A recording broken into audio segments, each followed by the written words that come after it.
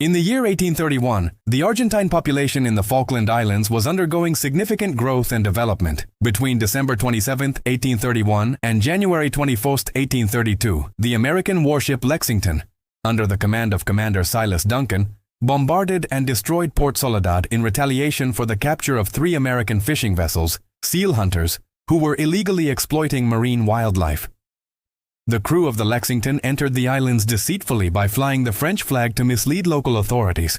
They bombarded Port Soledad, looted official buildings and private homes, killed livestock, subdued the authorities, and arrested several Argentines residing in the Falklands.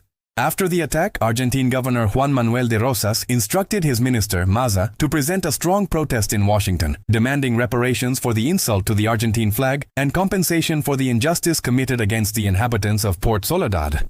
The conflict escalated with the expulsion of the American consul from the Argentine Confederation.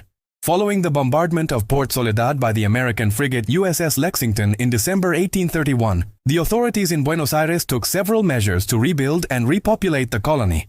Francisco Mestivier was appointed as the new interim civil and military commander and sent to the Falkland Islands. On January 2, 1833, the British corvette Clio arrived at the port, supported by the corvette Tyne, which was stationed nearby with 28 cannons. On January 3, 1833, British Commander James Onslow, in charge of the HMS Clio, demanded that the Argentine commander lower the Argentine flag and withdraw within 24 hours, or be removed by force.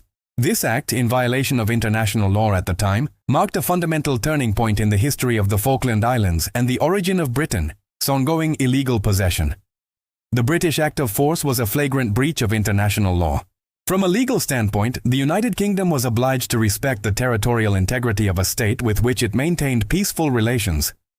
The obligation to respect the territorial integrity of states in peacetime is inherent to the existence of relations founded on international law, regardless of the historical period. At the time of the usurpation, there was no state of war between the parties, but rather relations of peace and friendship formalized through a treaty. The Argentine authorities reacted as soon as they learned of the act of force and expressed their repudiation, lodging a formal diplomatic protest. The Falkland Islands were retaken by Argentine forces on April 6, 1982. This event began an armed conflict between Argentina and the United Kingdom, supported by the United States and NATO, culminating in the surrender of Argentine forces on June 14, 1982.